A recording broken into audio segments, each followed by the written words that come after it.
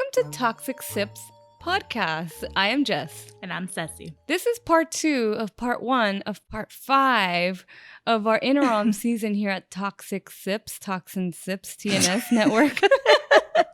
And we're about to give you some more backstory, but more so some present story. Yeah.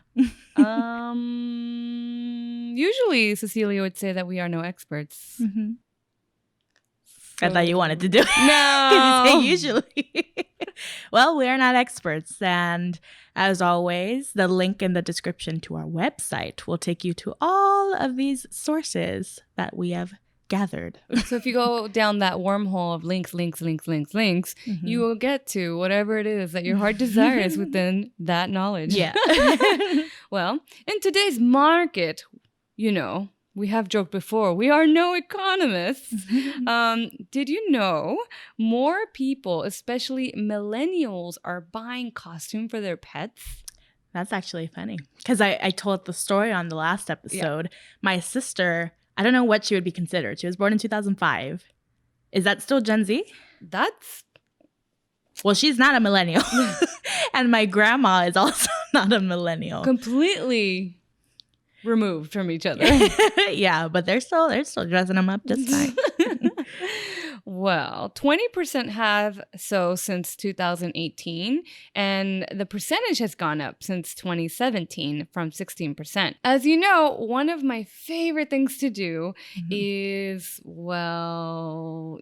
tell stories. Yeah. Whether it be written, whether it be podcast form or editing. I love telling stories. Or music. And this holiday is so special for that reason because, it affected pop culture and society through the form of storytelling. Yeah, storytelling. Yeah. As mentioned in the rich history portion of Halloween, it definitely did not originate in America. No. Because truthfully, America didn't originate until after Halloween's inception. Hence the word colonizers. The celebration of Halloween was extremely limited in colonial New England, ironically, due to strict Protestant beliefs. However, Halloween was more common in places like Maryland and in the southern colonies. Yeah, so the 13 colonies that we learn about in like history class sophomore year. They were about it. Yeah. As the beliefs and customs of different European ethnic groups and the American Indians meshed, you had, when we spiced it up, if you will, that's when a distinct, different American version of Halloween began. The first celebrations included play parties, as mentioned in the last episode, which were public events held to celebrate the harvest. You got to remember that before too many vehicles on the road and factories and warehouses and, the one weather all year round Southern California, we had actual variations of unpredictable weather. Oh, yeah. Having a harvest was something to be excited for, because weather was so unpredictable and people could die from not having good weather to have great harvests. Yeah. So if the harvest was good, it was something to celebrate. Like the Last Supper. Like the Last Supper all the time. Neighbors would share stories of the dead, tell each other fortunes, dance and sing. Just like all trends in any time frame, they start off somewhere and then spread via word of mouth. With the internet and its easy accessibility today, it's no wonder when things go viral, they take off so quickly. Yeah. They're just like, it's just a push of a button. The internet wasn't always around, and what was considered viral took a lot more time. Oh, yeah. Because, say you even just wrote it in a letter, getting that letter. That's why the whole concept of, the note in the bottle is so huge. Yeah. I've always wanted to do that. Right? We should do one. A Toxin Sips one. Right? See, the history of notes in the bottle and all that stuff. Therefore, colonial Halloween festivities also featured the telling of ghost stories and mischief making of all kinds, basically their versions of movies, because it's storytelling.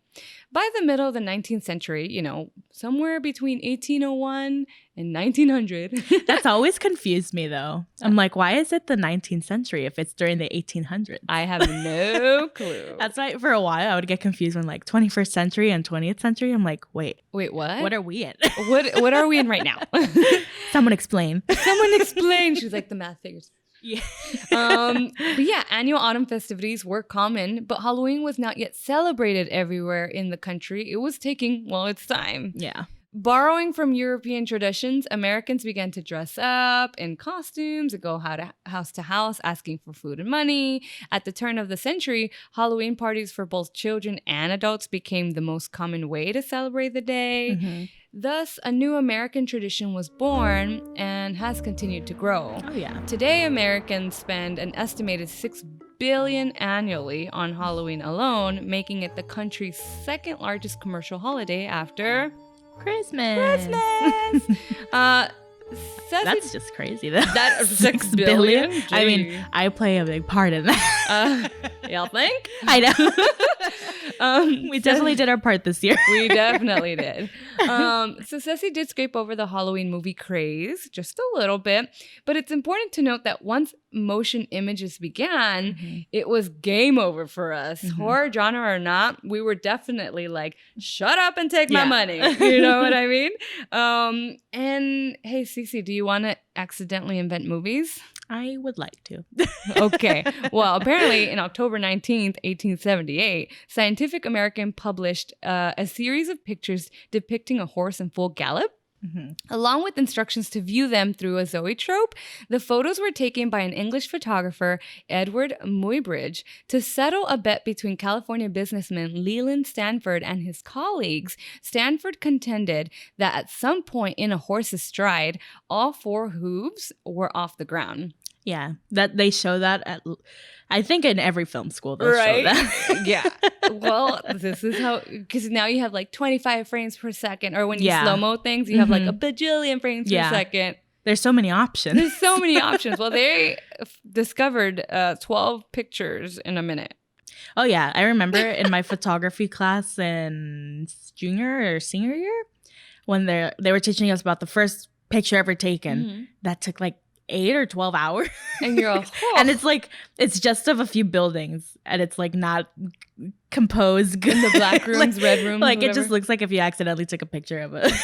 But I mean, it's the first one ever taken. Hey, it takes time. A forever. They tried. It's what they had to work with. Yeah, they did that. What is it? They walked so that we could run with our DSLR. Yeah, I know, with our DSLRs over here.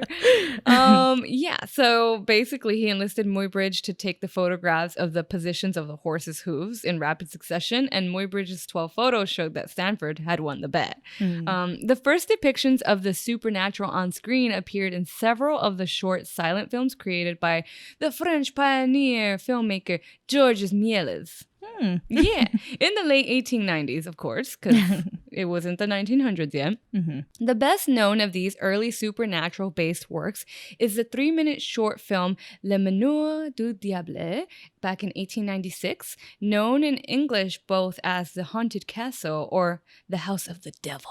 Ooh. The film is sometimes credited, and actually mostly credited, as being the first ever horror film. Oh. In The Haunted Castle, a mischievous devil appears inside a medieval castle where he harasses the visitors. And so now I'm about to pitch an idea. I'm in a boardroom at, let's say Universal or Netflix. And I'm like, all right. And scene. It's dark. It's eerie. There's clouds everywhere. So picture this. Our protagonists are in the middle of a medieval castle.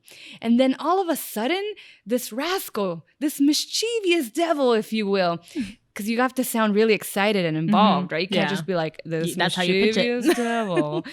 He appears and just harasses the shit out of our protagonist. And you as a producer would say, I'd look at you real, like giving you hope a little bit, like, lie to me. So, like every horror movie ever. No. No? Yes. Every horror movie ever. An absolute original idea at first. But horror movies always have twists and turns now to try to keep things spicy. Yeah, they try. Hence the word try. Colorized scene from George Miela's 1897 short, Le Manoir du Diable. An American photographer turned director, because don't they all just start that way? George Albert Smith created the XRay Fiend. And this was created in 1897. Okay. A horror comedy trick film that came out a mere 2 years after X-rays were invented. So people hadn't seen really skeletons before. Yeah, they were like, you know what? X-rays are new. I could make a whole movie out of it. Yeah. I want to see the inside of me. I'm so curious. They're like, I don't know why people are so scared of skeletons. It's really all that squishy organs that you should be afraid of. Oh, yeah.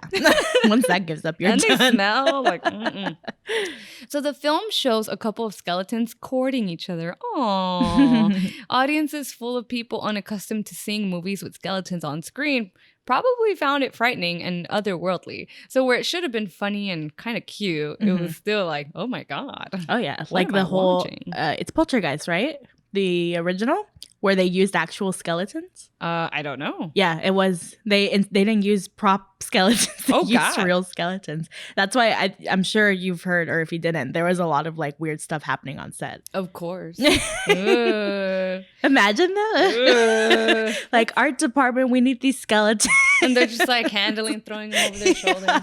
It's like, oh, this is Bobby. Like, yeah, Bobby was cool. Yeah, I knew him once, actually, before he became this. He donated his body to art. And art. Yeah. Well, here's the thing, though. Our next encounter with skeletons is actually in a whole different style of film, and this was in 1963 via the film called Jason and the Argonauts. Okay. It was released by director Don Chaffee, but most impressively was a stop-motion device by animator Ray Harryhausen, which ironically, our friend Ray is an animator. The movie, some things are just meant to be. Right? This movie was supposed to be a fantasy film and not necessarily horror, but spoiler alert, if you want to become a little more film cultured, if you will, that is a film that it's a fun must watch for sure. Okay. The most memorable scene, which took Harryhausen 4 months to create, was the battle between Jason and the two Argonauts and an army of skeletons. Those scenes via stop motion were ahead of their time for sure. Oh yeah, this kind of reminds me of like, it was meant to be like not scary, but it was taken as scary.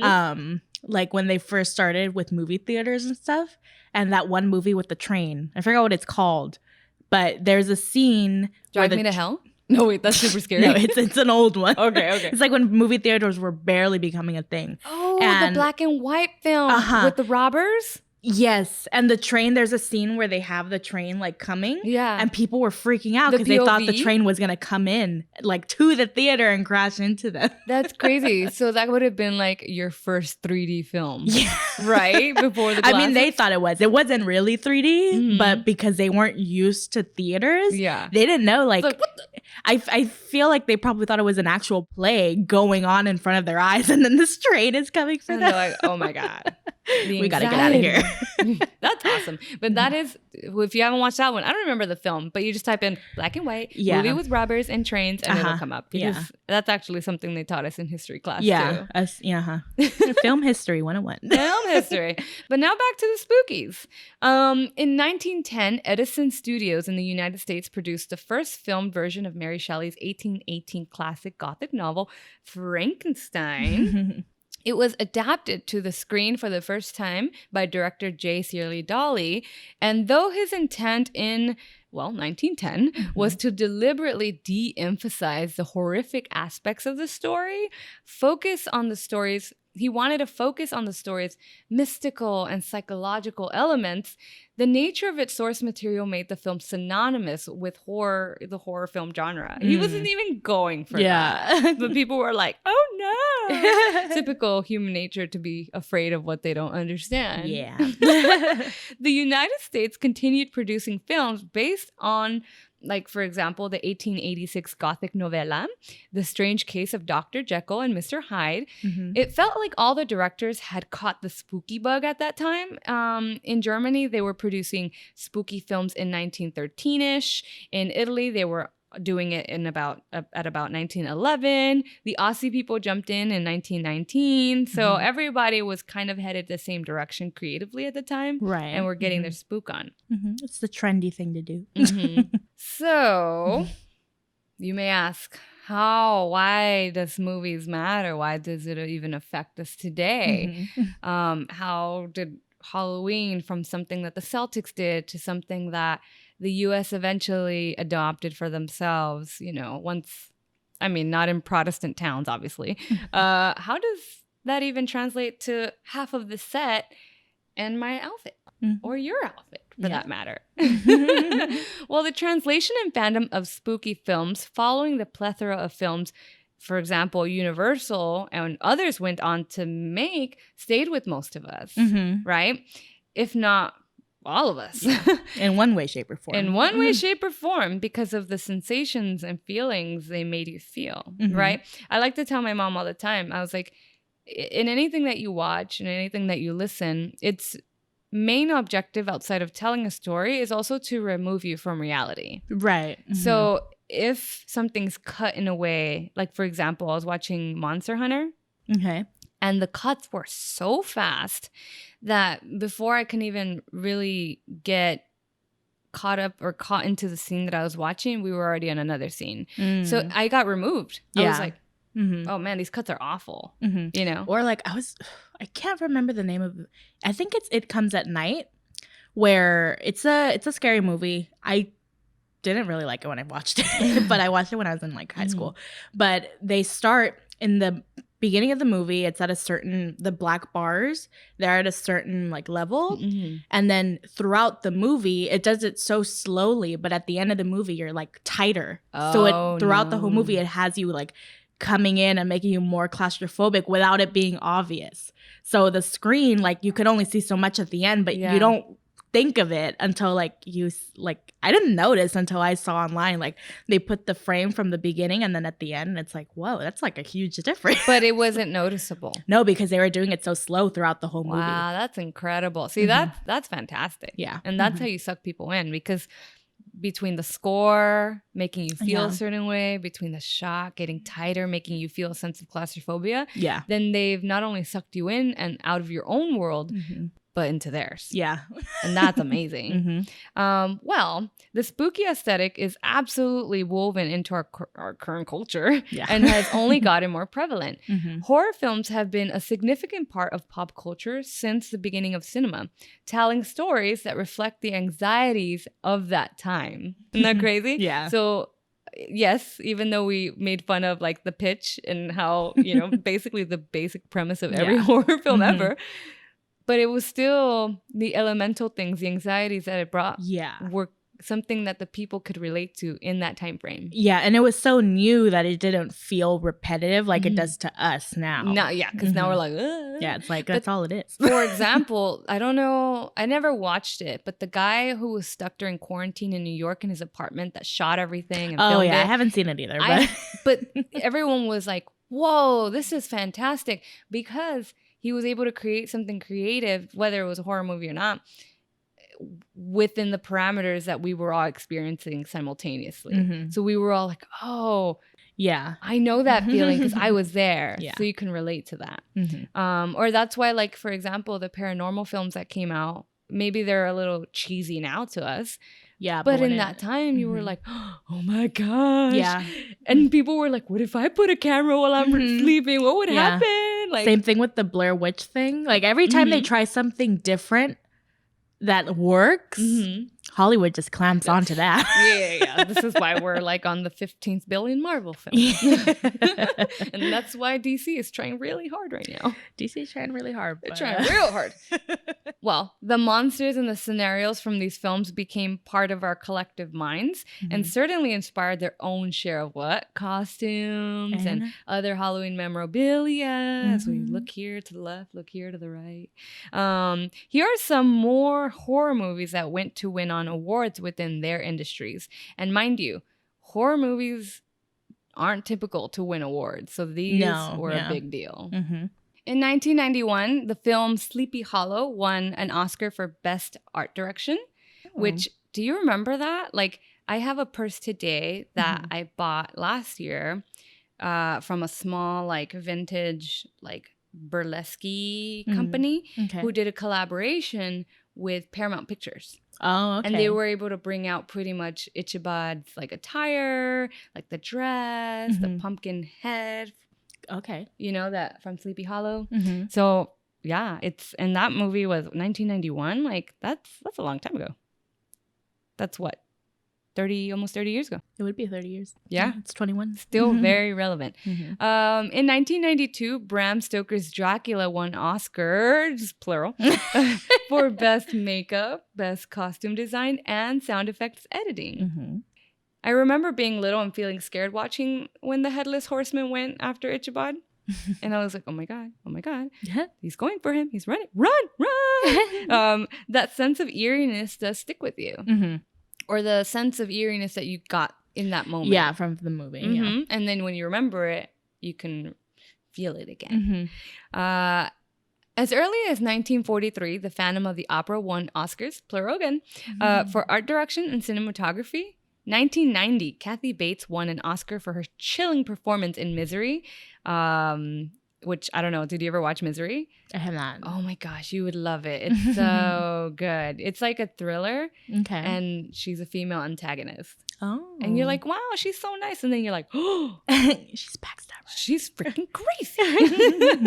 The Silence of the Lamb won 5 Oscars, which is really impressive for Best Picture, Director, Actor, Actress, and Adapted Screenplay.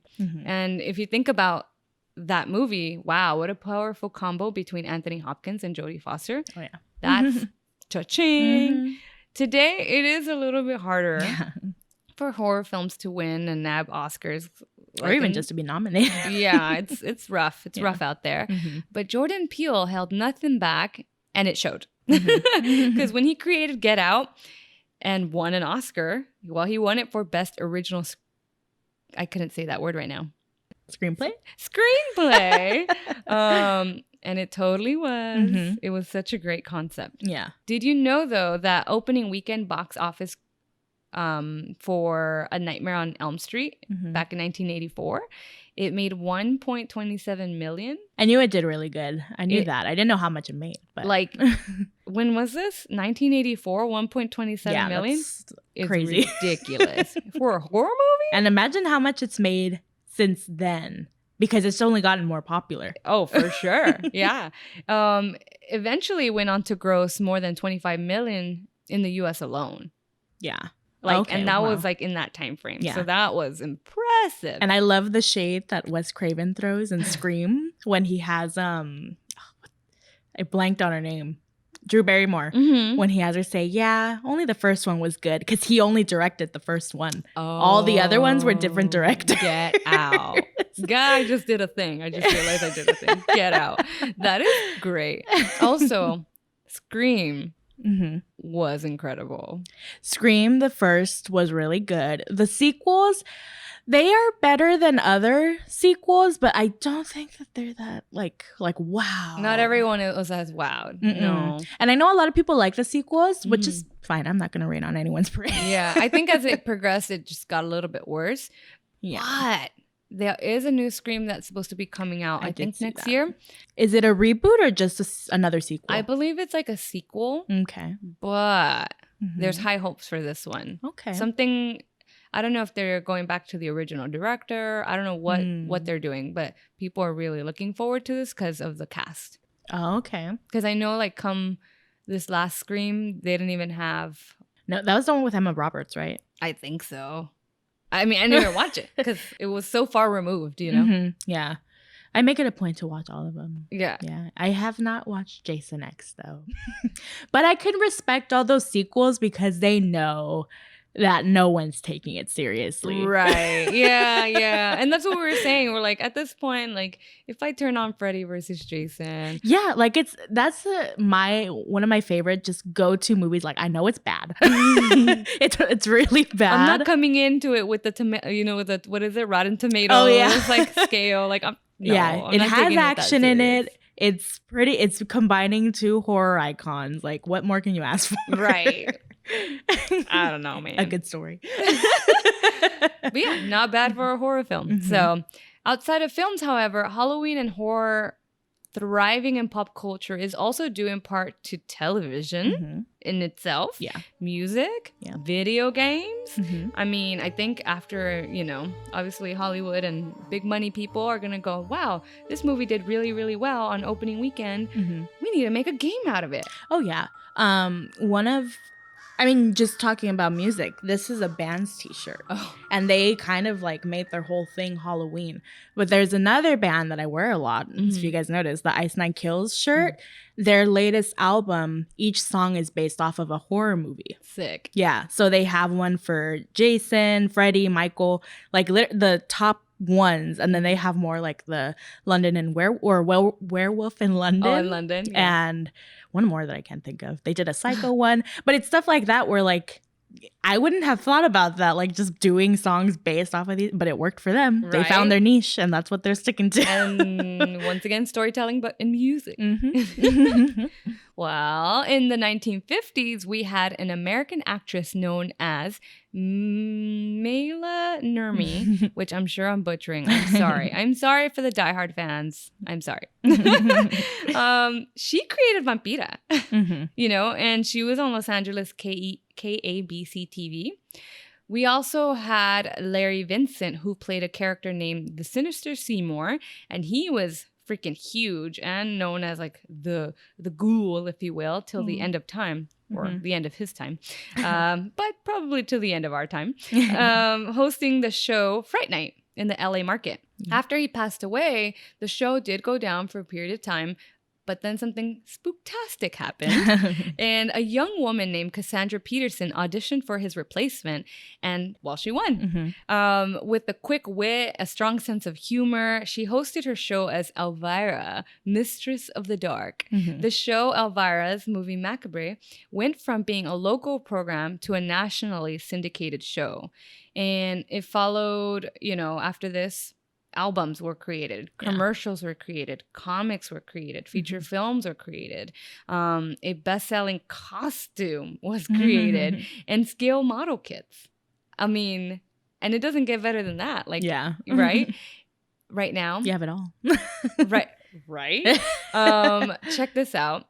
I love like how Lego at some point, Lego's been popular for a very long time, but then Lego decided to get with the times, and they're like, we're gonna, and so one of my favorite shows is Seinfeld.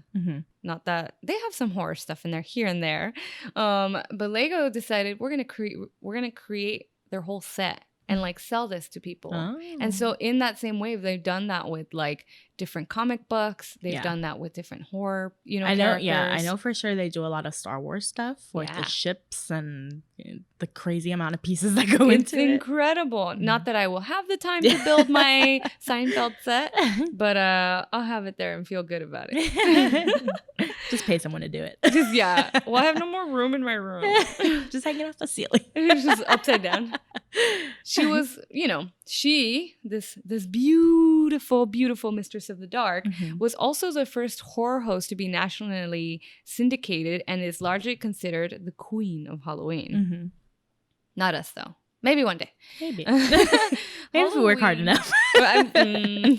Halloween has always been a part of the music scene also, as you mentioned. Think of the Monster Mash. Think of Michael Jackson's It's a Thriller, right? The literal existence of the band The Misfits. Like the essence of who they are is Halloween. The song I Put a Spell on You. And of course the Addams Family theme song. All of that. Horror. Everybody knows the... Yep, everyone. And as time progressed, you saw Halloween in the White House.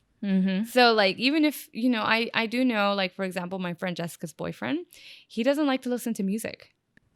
That's which a little weird. Nick, he doesn't dislike music. He just isn't. He's just like, if it's on, it's on. If it's not, so if you ever go, what's your favorite band? He's like, And I don't trust those people. Does he love animation? Does he love watching, what was the one we were talking about? Hotel Transylvania 1, 2, and 3, and 4? Yeah. Or soon to be 4? Those are really cute movies. Like, does he love Monsters, Inc.? Yeah. So some people gravitate to different things. But yeah, the people that don't like music altogether. Like, just don't. Yeah, it's like, why? Why are you not happy? Who hurt you? Who hurt you? So this is for those people. And as time progressed, you saw Halloween in the White House. Halloween has been celebrated in the White House since the days of Eisenhower. He was our 34th president, and he led the U.S. between 1953 and 1961. And if you think about the time frame of how everything is unfolding, it makes sense. Yeah. It wasn't. It's starting to come to it's starting like creep on over. Yeah. It wasn't until First Lady Mamie Eisenhower that witches, goblins, broomsticks, jack-o'-lanterns, all of that made their way into the White House. Okay. So that was kind of cool. Since the Eisenhower days, every president has hosted a Halloween celebration in one way, shape, or form. Even vice presidents, and guess what? First dogs. And the White House staff has also joined in on the fun. Which I think is so cute. Yeah. President Kennedy, I have a picture here for Cece to see, and I'll put it up in the episode. But there's a picture of President Kennedy, and he's enjoying laughs with his children, Caroline and John Jr., dressed in Halloween costumes, and this was in 1963. And those are some scary costumes for kids. Those are, yeah, like the kid that he has on his right. Oh my gosh, frightening. But hey, he's having a good time. The dogs. I scrolled down to the dogs. You keep going. Even the White House pets got to join. The black cat. That black cat's like, I hate you guys. Yeah, his face. So cute. Here is India, Mrs. Beasley, and Barney, the pets of George W. Bush. And they're sitting in front of the White House, on the White House lawn in their Halloween costumes. And this was in 2007. They are so cute. Yeah. I can't. It's just precious. And then the next photo, and this one is quite interesting because, controversially enough, this is the design that they chose, Donald Trump and Melania Trump. That's interesting. I didn't think they would get into it. Right? That they would get all about it. But the White House is now in this picture that we'll put up, is seen covered in Halloween decorations on Monday, October 30th, 2017. And Trump and Melania hand out treats to children from Washington, D.C. area and, from military families. Sorry. And for military families. But isn't it such a cool sight, dude? Look at the White House is big. Yeah. So the spiders and the webs on there are gnarly. Huge. They're huge. The size of this living room. If Matt ever becomes president, you'll bet your stuff Matt, that the whole thing's gonna be. It's gonna look better than this. I'll tell you what. It's gonna be a maze. I'm gonna allow people to go into the White House. Come into our maze, like a corn maze in front of the White House. If our leaders are partaking in the fun, then surely outside of having Halloween in the arts, politically, it seems to inspire the love of Halloween also. So you don't just have to be a creative. You could be a president. A politician. I have a married couple friends. I know that I wrote that weird, but you have a couple that's married. Yep. Or you have friends that are married. I don't have a couple. But a friend of mine is married to another person, and they're both my friends. And they're both all about being punk rock. They're as punk rock as they come. The Misfits is one of their favorite bands of all time. They are part of the punk rock bowling team and are in with that huge event that happens in Vegas. This year, they announced that they are pregnant, and that they are having a baby. And their announcement was absolutely spooktacularly perfect. They announced it this past Friday the 13th that just passed for us. And my buddy Dave is wearing a Jason mask. And my friend, they're holding the sonogram with the picture of the baby inside of her. And he's holding her, and he's in the Jason attire. And she's just that's scared, cute. Shocked. That's cute. It's so cute. I've always No, go ahead. I've always wanted a Halloween wedding, where me and Matt would dress up as either Jack or Sally or awesome. Victor and Victoria, even though they don't end up together. Not Victoria, the blue girl, the dead one. Yeah. And everybody else would come in costumes and stuff. And in middle school, 7th grade, I had my science and social studies teacher. She actually got married on Halloween. And her husband taught at the same school. How So like one day they cool. just showed like a PowerPoint of their pictures from their Look wedding. what we did. Yeah. And that's like, and then like a few years ago, one of my uncles got married to his husband on Halloween, but they didn't do it all out. They just did it in a courthouse. And I'm like, You guys are missing golden opportunities Yeah. here. What are we doing? Get it together, guys. but I'm still going to do it. Just do it. Big yellow energy. Just plan ahead. Outside of influence, why do we love Halloween so much? Mhm. Well, there's actually psychological reasons behind this, which I love getting into the psychosis of everything. The information I got was written by Jeremy Adams Smith from UC Berkeley in an article. We need holidays like Halloween and Dia de los Muertos because they ritualize our fears, mainly of death. Mhm. Halloween rituals turn horror into play, death into levity, and gore into laughter, says UK Berkeley psychologist and GGSC co-founder Datcher Keltner. So here are 5 scientifically validated reasons for you to trick or treat. 1, it's a ritual, and rituals keep us together, right? And this kind of goes back to what I told my friend. I was like, sometimes I know this is going to sound really like body dysmorphic or eating disorderish, but that's not my approach. I absolutely loathe that we have to eat to survive. Oh. Because then you got to go to the grocery store. Oh, yeah. And Then it's just money being spent. It's money. Then you got to, like, the whole concept of cooking a meal just to eat, like, it'll take you 45 minutes to cook a meal, and then you eat it in, like, 5. Yeah. And I'm a fast eater. Mhm. Drives me crazy. Then you got to wash the dishes, another 45 minutes. So Yeah. I was like, why can't we, like, be like plants where just we Just go water. outside, get some sun, drink water. And that's why I know a lot of like people that get into fasting, like you can do up to like 24-hour fast. Like you don't eat one day. I want to say my friend Akira, she was doing juice fasting. So she would for one day only drink juices. The next day she would eat like on and off. So she would only drink for one day. I don't know. She probably did it for health benefits, not because she was just annoyed of cooking. Yeah, I would do it because I'm annoyed of cooking. I'd be like, sweet, there's already some pressed juice in here. All right. Some days I just get really busy. Yeah. It's no, hard. I get that. And then I'm like, I don't want to order food because then I'm going to spend more money. Yeah, dude, you don't know what they're putting in there. Like, shoot, that one time I got sick. I'm like, no. So anyway, tangent over. You probably don't know most of the people on your block, right? Like here? I don't. Remember how I tell you how we have the oval where I live and you see the same people walking every day and like we should know them? Yeah. We don't. We don't, but we should. So whatever. If you have kids, trick-or-treating is a great way to get to know the neighbors. Even if you don't have kids, putting a goblin out in the lawn, sitting on your stool with a bucket of candy, it might enhance your block level social cred. There are stacks of empirical studies that say that this kind of social connection does make you happier, kinder, and healthier. I always have wanted to be like that house that everybody wants to go to on Halloween. Because then you literally have street cred. Yeah. Neighborhood cred, candy cred, spooky cred. And I'm like, hey kids, can you like mow my lawn? Right? Like, oh yeah, you give us the best candy, Miss Cindy. And all of these things benefit, and it spreads from person to person. So there you go. Yeah. A ritual. Well, for reason number 2, we need candy. We need it. We want it. We'll discover that right now. 10 out of 10 kids like candy.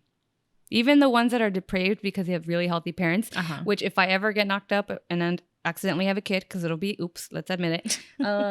I will be that parent that goes, no, because my kid has never had the taste bud, so he doesn't know what he's missing out on. Please don't get my kid caught in candy. I'll be that person. And then I'll go and sneak some cookies later on that day. But it doesn't matter if they've never had a taste for it. The moment it touches their mouth, it's game over. Yeah. They'll love it. That's funny that you bring that up because I saw a TikTok of one of those Reddit stories, and apparently somebody's mom did that to them. They said they were allergic to like just all the sweets and cake and stuff. So they're like, yeah, so I did it. I never got to eat cake at birthday parties. I was eating fruit salads. And then the reason they found out was because they were at a family gathering and the mom lied to everyone. Wow. Like everybody thought this kid was allergic to everything. That's so extra. Yeah, and she was already older. And they had 2 different types of brownies. Like one was a very healthy, or the healthiest a brownie could be.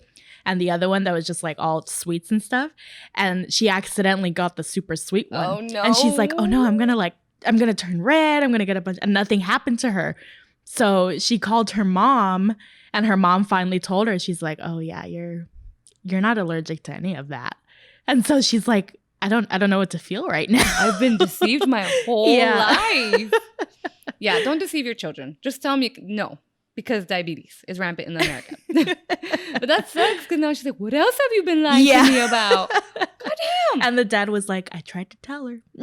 Wow. But yeah, he didn't intervene. He was just like, I told your mom that she shouldn't do that, but she did. And I didn't interfere. Yikes. So he's an accomplice. Yeah. Well, an ounce of dark chocolate every day can reduce your risk of cardiovascular disease.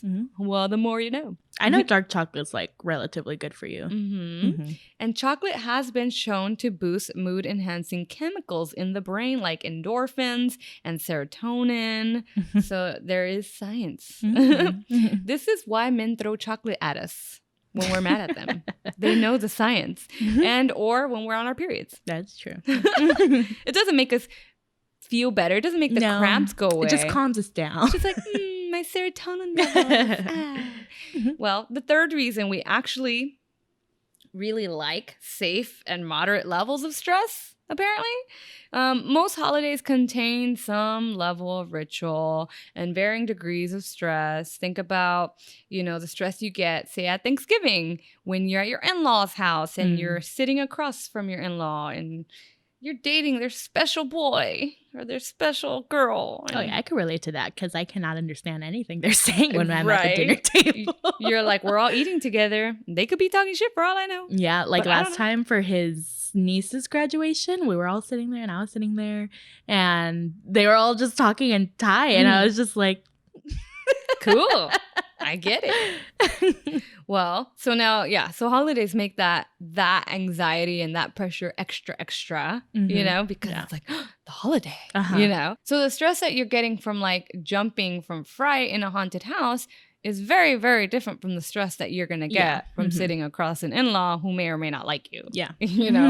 One can be long and grueling, as we all know, and the other one makes you laugh afterwards because, you have a sense of relief. Yeah. I think in either scenario, the event comes and goes. Just one's a little faster. Yeah. And you're relieved either way. Yeah. The fourth reason is we need to pretend as we're doing right now. We're not in a big studio, but we can play. We're in a living room. We're in a living room. University of Oregon psychologist Marjorie Taylor has found that kids often create pretend characters who do sinister, mean, and even violent things. Like adults who think things through before they act. Well, mostly. Yeah. Because sometimes they don't. This gives children an opportunity to play it through before they encounter the situation in real life. Okay. So there is something there. That's a little darker, but I can. I mean, yeah. Taylor once told me, if something is bothering you, you can control it and you can manipulate it in the world of pretending. Yeah. That's a way to develop emotional mastery. Okay. So there's actually something even deeper to that. Right. I think that makes sense because I do like going into like those mazes and stuff, even though I know I'm going to be super scared going into it, but it's just, I don't know. Yeah. I like having that feeling. I was like, ooh. But then, like, because there is a blanket of security on you, you're not like in full freaking anxiety panic attack. Yeah. Yep. So that's why having, being able to pretend to be something else is really fun, or being able to have like what they would call like their imaginary friends, right? Because it's like that level of you that you don't succumb to almost. Yeah. Which is really cool. And lastly, death can be fun. Who knew? Halloween is one of many memento mori traditions designed to make death just a little bit more fun and provide an age-appropriate hint to children about an inescapable fact of life, which is that life ends. Yeah. I was talking to a friend recently, and I was like, hey, like, not that you have to answer this, and not that you owe anyone anything. I was like, but he was telling me that he was having his 14-year anniversary with his wife. And I was like, that's crazy. And I was like, that's awesome, because committed people are almost non-existent these days. People have a fear of commitment, right? So you're ultra special, in my opinion. And I was like, have you guys talked about wanting to have kids? And he was like, yeah, you know, we've talked about it. And I was like, oh, that's cool. I'm like, yeah, so, and he's like, I mean, we've talked about it. I was like, but it's not something we're in a rush to do. But if it happens, we're about it. And I was like, oh, that's cool. And I was like, you don't have that weird, like, man thing where you're like, my legacy needs to continue, you know? He's like, nah, we're all going to die anyway. Yeah. And I was like, that is true. You're right. Yeah. And you saying like this about how like kids need to learn it. I'm wondering, maybe that's why it's my favorite holiday. Because I don't know if I've mentioned it on the podcast, but I think I've talked to you about it. When I was a kid, I used to have like dreams of just people I love dying. And, this is the first time I'm hearing this. Oh, really? Well, that was something. Yeah. When I was a kid, I used to dream about that so much so that like my grandma would come in and do the persinarte. She would do it for like 10 minutes on me. You're like, okay. So I wouldn't have bad dreams. So I was like, okay, I'm protected. I'm good. We're good. Yeah, but I was just so scared of the idea of dying, and like not necessarily me, but just others dying. And I mean, I moved out of that house, and after we moved, I like started to become okay with the idea. And I'm the same way. I'm like more at peace with everybody goes. Obviously, it's gonna be hard, but I'm more like, it doesn't scare me anymore. Yeah, it won't be like a catastrophe in your reality. You'll be like, oh, this is awful. This is a real thing. Yeah, this is part of life. Yeah, and I watched the new movie, The Night House, free promo, where it deals with grief, and like I got this huge knot in my stomach, and that feeling that I had as a kid came back, where I was like, everybody's gonna die, and I was sitting next to Matt. I was like, he's gonna die. And I started like having a mini panic attack in the movies. The movie was really good because it made me feel that. I would watch it again. I don't know about anytime soon. Yeah, you need an emotional break from that one. Yeah, I was going into it thinking, oh, it's a cool scary movie, like because the trailer made it look like some kind of like time thing was going on, which I mean there kind of is. Like felt sci-fi-ish? A little bit. And I went into it thinking one thing and it was nothing. Wow. It was a movie about grief and like, which I didn't think would bug me because I liked Hereditary. I really liked that movie, but this one just, I don't know what it did to me. It's funny because ironically, you're thinking that it's sci-fi. No one understands this. But sci-fi in its own weird way is scary. Is a horror movie. Yeah, it's just a different branch. Yeah. It's the unknown, I would say. That's freaking cool. But yeah, so it helps kids, you know, be like, oh, this is part of nature. This is normal. So the emotional benefits definitely outweigh the prevention of like, or the, what is it? The coddling and the like. You can't see. I won't let you see being more, not making them feel more secure. They're in their own cocoon. Yeah. So then that way they're more like realistic to reality. As Oliver Berkman notes in his essay, The Positive Power of Negative Thinking, one study found that walking through a graveyard made people 40% more likely to help a stranger than walking down an ordinary block. Isn't that crazy? Yeah. Another found that visualizing death can lead us to become more grateful for the things that we have in life. So like, for example, you probably were hugging Matt a lot harder that night, you know, in your sleep, you were like, get in here, let's cuddle, you know, because it just like, it triggered those moments. And I think because I've always been very just like a glass half full type of person, and whether I think of it or not, it probably does relate to that, like the whole fear that was instilled in me. But that was nobody's fault because nobody was like telling me anything. Right, and so you weren't getting like that guidance either. So you were like, I was like, what do I do? Because shortly after, I believe my godmother passed away, and at her funeral, I was like, I wasn't numb, but I wasn't like as scared as I used to be. I just was like, okay, like I know she was sick and she was going through a lot of stuff, and she's probably like, it's better for her not to be stuck in a hospital all day for like months on end. Yeah. Yeah. In my lifetime now, I've experienced 2 family deaths. Me too. Yeah. It gets better, you know, because then you're like, oh, like I'm gonna miss you, and I'm gonna miss being around you, but this is okay. Yeah. Yeah. Whether you're announcing a pregnancy, creating art, dressing in your favorite horse style, or, you know, after your favorite character, not on Halloween day itself, it's truly hauntingly a beautiful thing. Yeah.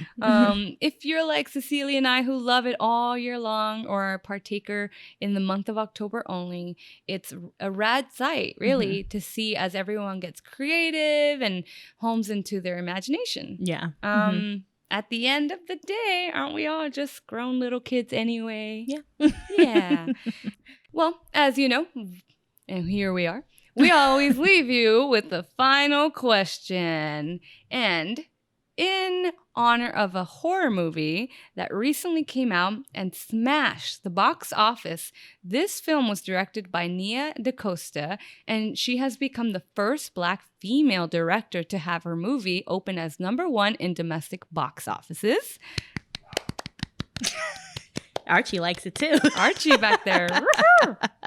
Which horror film's tagline is, "We dare you to say his name 5 times." We hope you know the answer to that one. Or if you're just hip to movies that just came out. Yeah, either or. That being said, thank you guys for listening. And again, we hope you guys are enjoying these Halloween Toxic Sips episodes. Spooky. All the links to everything that was mentioned in this episode, except for personal experiences, of course, are linked in the description with our website. If you would like to follow our podcast on all social medias, it's at Toxin Sips. For personal Instagrams, mine is at Ceci.Enciso. I am at JFox with 2 X's and 2 underscores. Yeah, so... Before we go, I gotta ask, what you sipping? What you sipping out of? All of that. I am sipping out of this catacombs-esque wine glass that my aunt brought me from Mexico. So thank you, Gabby. It's covered in skulls. And what would this be called? The where you hold the stem? glass? Yeah, the stem. It's like a bone. Oh, that's awesome. Yeah, and I'm drinking some Moscato. Ooh. Yeah, we're drinking some. This isn't the first time we're drinking alcohol. No. But it isn't very often. It's been a while. Yeah. But that's because we spoiler alert, do this early in the morning sometimes. Yeah. We're not trying to get drunk on 8 a.m. I'm like, on a Wednesday. On a Wednesday. Hey, Cece, I'm going to work drunk now. Yikes. Wine drunk, too. Which is honestly the worst. This is why I don't really wine that often. Because of the sugar. It just makes me so sleepy. And I'm like, okay, it's time for bed now. Yeah. What are you drinking? I'm also having wine. I know. She poured it up. Out of your glass, actually. This is really cute, guys. This is like one of them wine sipper cups. It has a matte gray, has bats, has trees, has a witch in the moonlight. It matches the orange little glass that's next to you. Oh, this thing? It's like kind of the same aesthetic. Yeah, it's super cool. It's really pretty purple and gray for those that can't watch. And I too am having wine for my whining. No, I'm just kidding. You're whining. Anyways, guys, we hope you enjoyed episode 2 of Toxic Sips. Also, every time we say Toxic Sips, I like laugh. 1, I have a lisp. Sorry, it is what it is. But 2, I think of like the Latino like tóxicos, like when you're dating a tóxico. Oh my gosh, I don't know why. Anyway, that is all. We'll see you on the next one. Bye. Bye.